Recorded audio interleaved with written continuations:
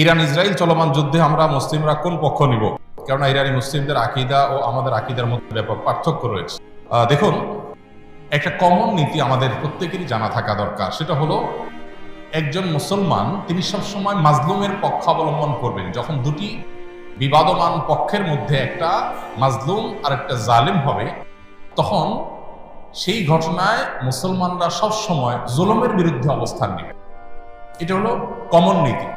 এমনকি জুলুমের শিকার মানুষটা যদি অমুসলিমও হয়, তারপরেও তার প্রতি মুসলমানের সিম্প্যাথি থাকবে। মুসলমান কখনো জুলুমের সাথে সঙ্গ দিবে না, যদি জালেম মুসলমানও হয়। অতএব আপনার সাথে কোনো মাজলুমের যদি আকীদাগত মতপার্থক্য থাকেও, সেই মতপার্থক্য আপন জায়গায় থাকবে, সেটাকে আপনি রাখবেন, এবং বিরোধিতার জায়গাটাও আপন জায়গায় থাকবে। কিন্তু এত সত্ত্বেও যদি সে জুলুমের শিকার হয়, তাহলে আপনি জুলুমের বিরুদ্ধে অবস্থান নিবেন। অন্তত সার্বিকভাবে, সামগ্রিকভাবে আপনি সেটার বিরুদ্ধে অবস্থান নিতে না পারলেও মানসিকভাবে হলেও তার বিরুদ্ধে আপনাকে অবস্থান নিতে হবে। এটা হলো মৌলিক নীতিমালা। মুসলমান কখনো জালেমের পক্ষে যেতে পারে না, মাজলুমের পক্ষ মুসলমান সবসময় নিবে। এক্ষেত্রে সূরা রোমের যে ঘটনা, সেটা আমাদের জন্য একটা বিশেষ নির্দেশনা হতে পারে।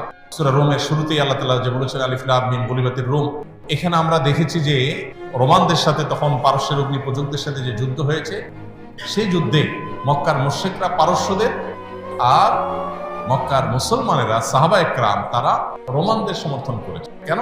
কারণ রোমানদের সাথে আকীদাগত মতপার্থক্য থাকা সত্ত্বেও তারা আসমানি ধর্মে বিশ্বাসী, মুসলমানরা আসমানি ধর্মে বিশ্বাসী। এই জায়গাতে মিল আছে, এই যে ঐক্যের একটা যোগসূত্র আছে, সেটার ভিত্তিতে তাদের প্রতি সমর্থন ছিল। আর পারস্য তারা মুশরিক ছিল, ঐক্যের যোগসূত্র ছিল না সে অর্থে, এই জন্য তাদের বিরুদ্ধে ছিল।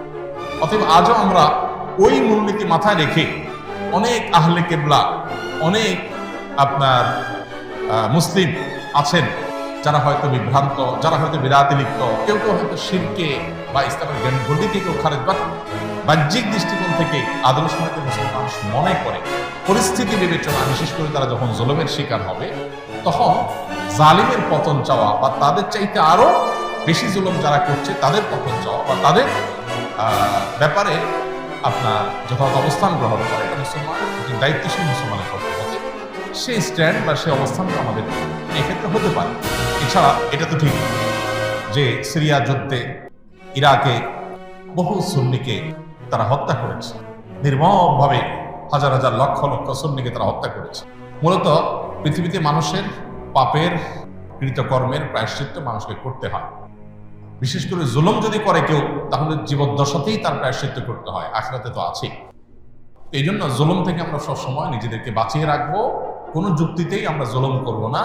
এমনকি যুদ্ধক্ষেত্রেও নবী সাল্লাল্লাহু আলাইহি ওয়াসাল্লাম আমাদেরকে জুলুম করার পারমিশন দেন নাই। অমুসলিমের সাথে আল্লাহ তাআলা জুলুম করার পারমিশন আমাদেরকে দেন নাই।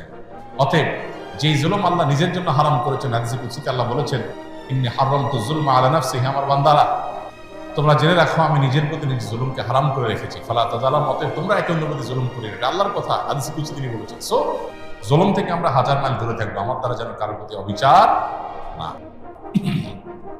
কারণ জুলুমের পক্ষে যারা থাকবে তাদের পতন অনিবার্য, আজ হোক আর দুদিন। ইসলামিক দলে ওরা কি বাধ্যতামূলক কিনা? নির্দিষ্ট দল না করলে কি মানুষ কাফের হয়ে যাবে? ভাই, এগুলো হলো বিভিন্ন আমাদের ভাই ব্রাদারদের বাড়াবাড়ি। বিভিন্ন ইসলামিক দলের কর্মীরা তারা তাদের মতো করে অনেক কথা বলেন, যেগুলো আসলে না কোরআন হাদিসে আছে, না তাদের দলের নেতারা তাদেরকে ভাই বলেন। এরকম অনেক ভাই ব্রাদার আছেন যারা এই ধরনের কথাবার্তা বলেন।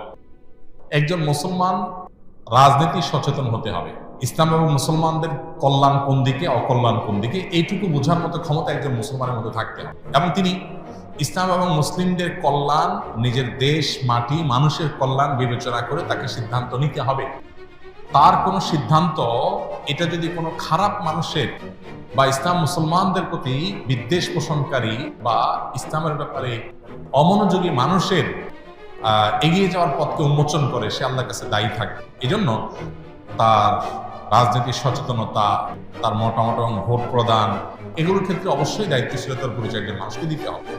কিন্তু একই সাথে দাওয়াতি কাজ করার জন্য, ইসলামের মানুষকে আহ্বান করার জন্য অনেক প্ল্যাটফর্ম আছে। ইসলামী দলগুলো সেরকম অনেকগুলো প্ল্যাটফর্ম, অনেকগুলো দল, অনেকগুলো প্ল্যাটফর্ম। কেউ কোনো প্ল্যাটফর্মকে বেশি উপযোগী মনে করে সেই প্ল্যাটফর্মে তিনি কাজ করছেন, সেটা পলিটিক্যাল হতে পারে, নন পলিটিক্যাল হতে পারে। এটা আল্লাহর কাছে নাজাত পাওয়ার জন্য যথেষ্ট। মৌলিকভাবে মুসলিমদের যে মূল ধারা আছে, সেই মূল ধারা, সেই ধারার মধ্যে আবার বহু উপধারা, বহু প্ল্যাটফর্ম আছে, সেগুলোর বাইরে এসে মূল ধারার সাথে